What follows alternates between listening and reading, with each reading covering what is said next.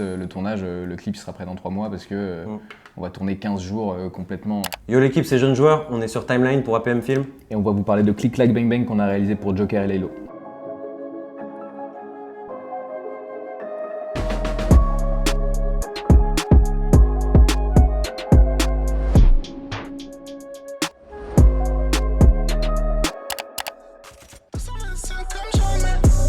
Y'a tout le squad, gang gang, click like bang bang, beat on gang bang, G's up, pose down, nique le rap game, chaque jour de la semaine, nuit, des cocaine, cocktail, champagne, tout le squad, gang gang, click like bang bang. En fait, ça faisait un petit moment qu'on travaillait avec Joker sur plein de visuels, des visuels pour son Instagram, pour son merch et même pour ses concerts. En fait, un jour, on travaillait avec Davidson. Davidson, c'est mon DJ, tout est noir, demande à Didier. Et il nous a montré un clip qu'il avait fait à l'époque de la MZ. Davidson présente, c'était un clip un peu documentaire qui avait été tourné à la Cité Chevaleret. Davidson présente, hein. Davidson présente.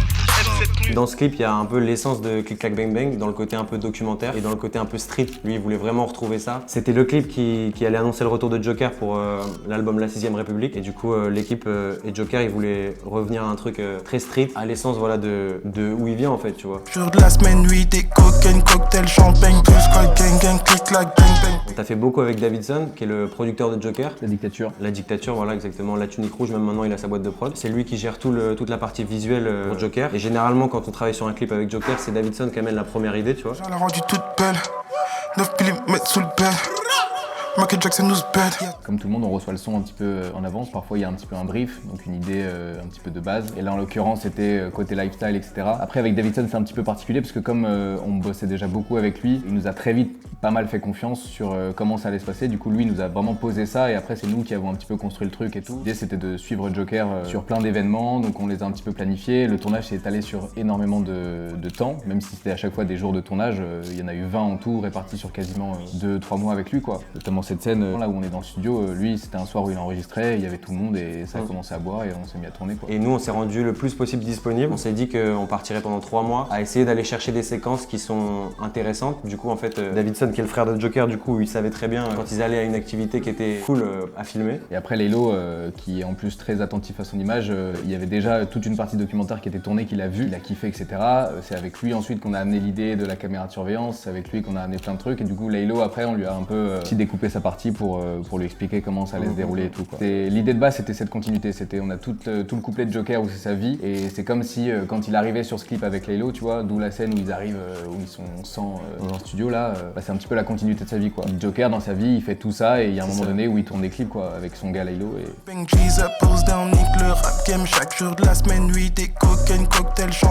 Du coup là en fait on est sur la scène Lowrider, c'est un festival qui a été organisé dans le 91 et en fait c'est un festival où tous ceux qui ont des lowriders se regroupent dans un champ en fait si tu veux. Davidson et Joker nous ont dit qu'ils allaient là-bas et on est venu avec une cam et du coup en fait on était même à 2 cams ce jour-là et on a vraiment pris le maximum d'images possible. Enfin la voiture elle rentre dans le cadre comme ça donne une bonne dynamique, je dirais que ça montre un peu l'esprit et c'est des petites séquences comme ça qu'on est allé chercher. Une séquence comme ça en fait elle peut donner très vite un côté produit à la scène. Je pense on a débarqué là-bas, les mecs ils étaient tatoués sur le visage, tu vois, ils avaient tous des dégaines de mecs de Los Angeles, de Los Santos. Les gars ils sortent naturellement les gimmicks en fait. Il y a des gens qu'on leur demandait de les filmer, ils disaient non et tout, je sors de tôle c'est chaud, d'autres qui commençaient à nous sortir 200 signes de gang à la seconde. Là ils gardent pas l'imitation. On voit que Joker il est quand même sapé et c'est un styliste qui était avec nous sur chaque scène. Donc même si on était juste 2 en termes d'équipe technique pour le tournage, il y avait toujours quelqu'un qui l'accompagnait. J'aimerais les voir tous perdre, les voir avaler tout le sperme. Là, on est dans un appartement, du coup, ce jour-là, Joker, il était avec son fils. On a décidé de se mettre en fait juste derrière la télé, au niveau de la cam. Et juste ici, on a Joker qui fait une entrée de chant, avec du coup le goûter qu'il apporte à son fils. Et du coup, bah voilà, en fait, tu rentres directement dans la scène avec ce mouvement-là. Et juste après, on le suit, il va dans la cuisine. Et là, on se rend compte qu'il y a son frère qui est en train de manipuler une arme. Du coup, il y a tout ce contraste et en même temps, cette mini mise en scène qu'on a mis en place le jour du tournage, quoi. Je suis dans la Benz présidentielle, à quoi de PR, bouteille, PLR. Tout le clip a été tourné avec la caméra, sauf ces 2 plans-là finalement. Le côté caméra de surveillance, on voulait avoir ce côté, on est dans un hall, collé pour le coup assez littéralement à ce qu'il dit dans le son, genre il y a tout le squad, Davidson et tout, on a tous ramené des gens et on a fait cette scène qui est vraiment tournée dans le hall de nos anciens, tu vois, on travaillait dans l'appart d'un pote avant d'avoir des locaux, etc. Et on a vraiment tourné dans ce hall parce que nous c'était le hall qu'on voyait tous les jours. On a calé un iPhone dans le coin de ce hall, on a fait ça un petit peu entre 2 rondes du gardien et il y avait une bonne quinzaine de personnes dehors qui attendaient pour rentrer en balle à l'intérieur. Dans la raquette, Du coup, pour la partie un petit peu plus clipesque où Laylo arrive dans la chanson et dans le clip, comme on disait tout à l'heure, la partie lifestyle était déjà montée. Et lui, quand il a vu cette arrivée de plan, il a dit moi aussi je vais arriver sur mon couplet, je veux garder cette histoire de on débarque tous dans un immeuble, quoi, dans un bâtiment. On a replacé l'iPhone, on s'est retrouvé dans ce hall-là et Laylo a débarqué pour... Alors que c'était plus nos locaux. Ouais, C'était un peu plus galère, mais du coup, ça raconte bien l'énergie du truc. C'est ça. 225 comme jamais. C'est des putains de craquettes.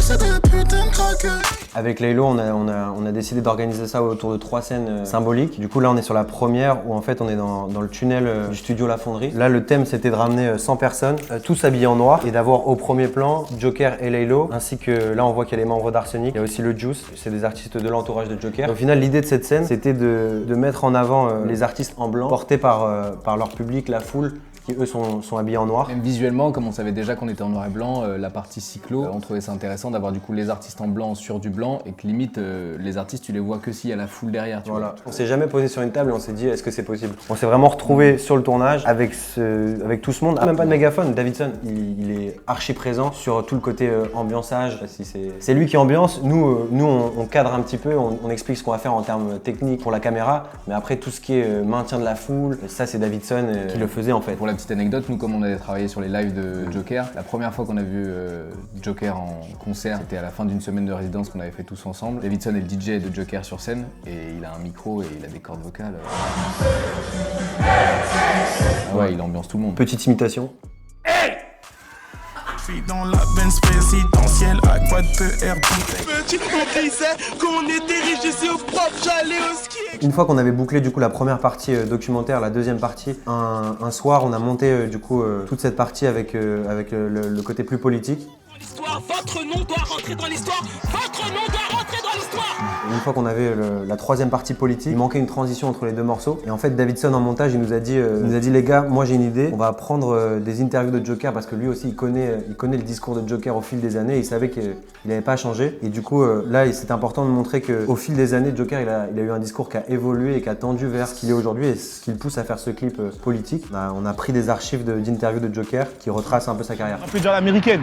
T'écoutes même ce que j'ai fait quand j'étais petit, tu sais que là, c'est la même coutumité et ça rigole moins. Et tu ne peux pas juger quelqu'un or que tu n'as pas vécu ce qu'il vit. Tu pratiques une musique qui vient du ghetto, on demande juste de représenter, ouvre ta gueule. C'est lui qui nous a donné toutes les dates et qui nous a un peu dit l'ordre et il y avait l'évolution de l'artiste avec le rap et tout et l'évolution de l'artiste avec ce discours politique qui arrive au bout d'un moment dans les extraits, dans les interviews et tout. Votre nom doit rentrer dans l'histoire. Votre nom doit rentrer dans l'histoire. Que je roule en Mercedes-Benz, j'ai démarché là au pied. Une journée qu'on avait fait en fait en manif avec Joker, donc toujours avec la même config, on était avec une caméra et on le suivait. Au moment du mouvement Black Lives Matter et en même temps il y avait le procès pour Adama Traoré. Du coup il y avait une manifestation qui était organisée, on a suivi un petit peu Joker. C'était pendant les événements de George Floyd, etc.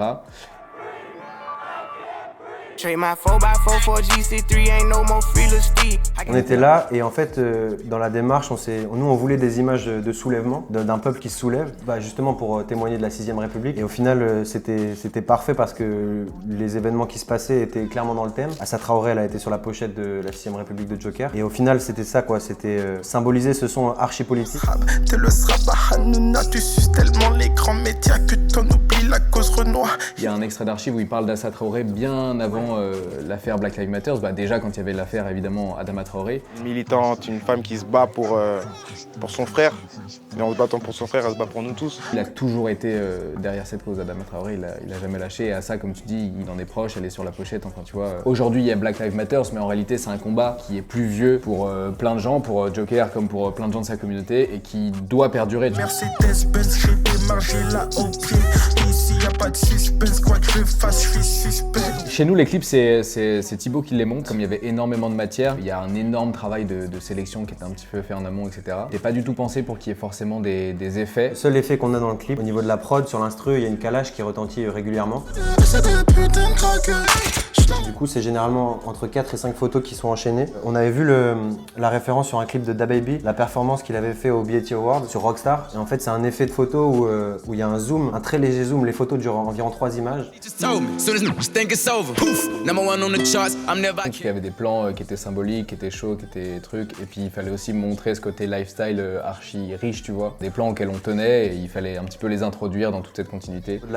Au niveau de la timeline, du coup, le montage il s'est organisé autour d'une première version où c'était vraiment que des inserts. Il y avait 0 playback. Essayer de capter une dynamique entre les plans forts de chaque séquence et de vraiment essayer de les caler au moment où la prod les embellit. Inculpé, tout ce qu'on fait c'est le respect. Pas de justice, pas de paix. Et du coup, quand on a rematé le clip quelques semaines plus tard et que tu prends vraiment le temps de le regarder, tout ça, et on était super contents, archi fiers au final parce que ça reste un clip avec un message politique. Et nous, en tant que réalisateurs, c'est toujours bien, même si dans le clip, au final, on n'est pas forcément là pour délivrer un message politique. Au final, c'est une énorme fierté d'avoir pu travailler sur un projet où il y a cette connotation-là. Pouvoir donner notre avis à travers notre art, c'était vraiment cool. On remercie Davidson aussi pour nous avoir fait confiance à ce niveau-là.